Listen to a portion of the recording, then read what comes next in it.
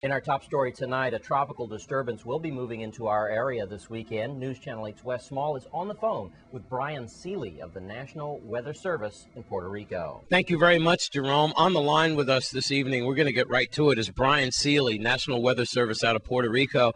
As a tropical wave could pose some type of weather for us within the next 12 to 24 hours. Brian, thank you very much. I know you're very busy over there at the National Weather Service.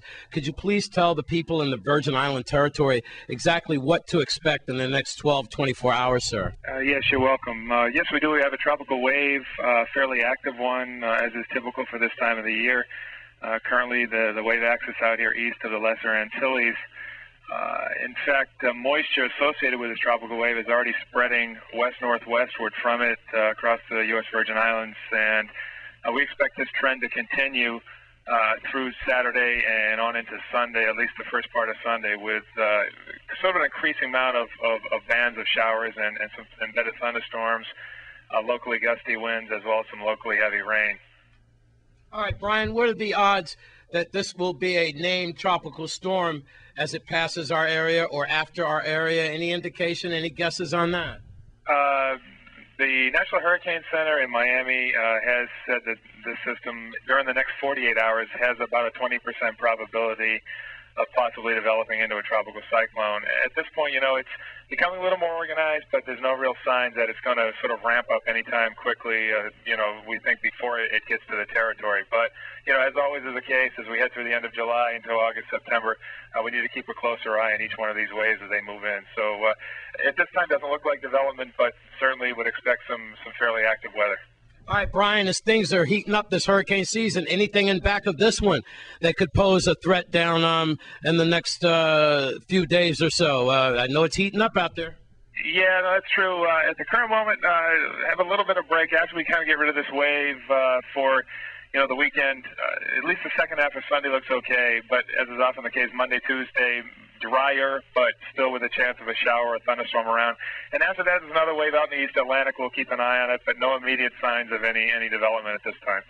All right, Brian Seeley, National Weather Service in Puerto Rico. You know what, Brian? I don't know what they say over there, but over here we always say, prepare for the worst and hope for the best. And again, we want to thank Brian Seeley of the National Weather Service for bringing us that information tonight. We'll have more weather at the end of the program. And in other news, well, hurricane season is not the only thing heating up these days. That 8% pay cut measure is a hot issue as well. News Channel 8's Wes Small has more. Thanks a lot, Jerome. Well, now the dreaded word LEOC has company, but it's a number, and that number is 8%. That's the new topic of discussion in the VI territory. Now a third union has now filed a lawsuit against the proposed 8% salary cut that takes place less than a week from now. United Steelworkers Union now joined the PBA and the AFT as well. We've all heard Arthur Joseph, president of St. Croix Police Benevolent Association, air his concerns against the pay cut measure. Also, American Federation Teacher President of St. Croix Chapter, James Howe, he aired his concerns for his group as well. Well, the Central Labor Council will almost certainly echo this response as they repair their court filings down the line. Now it's time for United Steelworkers Union to take the stage. They filed an injunction against this, and I quote, so-called Economic Stability Act of 2011. The steelworkers filed complaint number 11-CV-76 filed earlier this week, and it specifically names VI Governor John DeYoung, Finance Commissioner Angel Dawson, and Director of Management and Budget Affairs Deborah Gottlieb. This information comes from the Washington, D.C. office, and locally Representatives Dan Flippo and United Steelworkers Randy Allen as well, including Gerard Jackson. This 8% and also up to 18%, as these unions echo, will catastrophically have dramatic effects on us all in our territory. Folks, this is just heating up. Move over, LEOC. You've got company, and that company is called 8%. Have a good weekend. I'm Wes Small for News Channel 8. Thanks, Wes. And recently, we ran into quite a character on St. Thomas. His name is Shaka Zulu, and he has quite a gift for knowledge when it comes to natural healing. All right, Jerome, I'm here with like Shaka Zulu, Pirates in Paradise. We just found this guy here, and we're here with Julie from New York. New York, yes. All right, and you were asking him about some He was telling me. hemolites. What? Yes. I'm a local artist, and I make a beautiful local jewelry. I'm the owner of the Shaka Zulu Carnival Troupe, and we're now preparing for the festival in Anguilla. I saw you, man, on yes, TV. Yes, dancing. yes. I've never been to Anguilla. My father is originally from Anguilla, and we plan to fly out here on the island on Thursday and come back on Sunday. This is going to be my first time, and I'm going to take a few guys down there and really take part in the festival in the island of Anguilla. I'm also willing to go to Tortola for the August Monday festival as well. And I met this beautiful lady here who's visiting our beautiful island of St. John. And it's very beautiful here. Everybody is so nice. I wish everybody was this nice back home. No way. Not on the Long Island Expressway. Well, I'm actually upstate New York. What do you so do up in the real I'm a world? dispatcher for a police department. Oh, my God. Oh, my God. Then you would love it here then.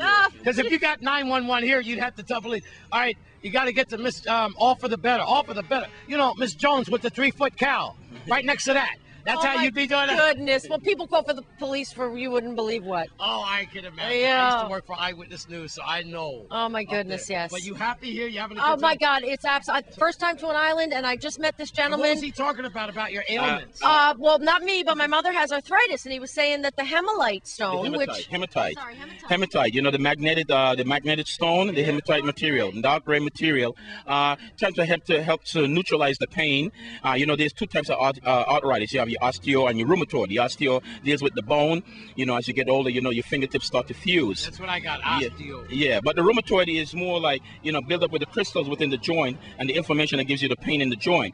And being a local artist and making beautiful local jewelry from the African horn, I work with hematite. I work with amber, which is a tree sap from the rainforest. I also have a few pieces of black pearl, which is from the ocean. You know, turquoise, some raw pieces of turquoise. I make some beautiful local pieces. The African Cory shell, these beautiful bracelets right here. And he smells good, too. Yes, he does. Watch out. Watch it, Julie. This is a family show. Oh, I'm sorry. All right, Shaka Zulu, thank you so much for You're talking. welcome. You're welcome. I'm sir. on my way down to the legislature. Yes. All right. Have a great time. How long are you Thank here you. for? I'm here for a week, and I love it. It's paradise. All right. I love it. Rub some of his hematites. Okay. And I'll go rub some of the Shiatites. And we're going to get on out of here. All right. See you, Shaka Zulu. All right. Back to the newsroom, Jerome. And we want to thank Shaka Zulu for that interview tonight. And before we go to a break, the Muscular Dystrophy Support Group will hold another meeting this Monday from 5:30 p.m. until 7:30 p.m. and that meeting will be held at the AARP office in Diamond Ruby. We'll be right back with your Caribbean Report plus more. Stay with us.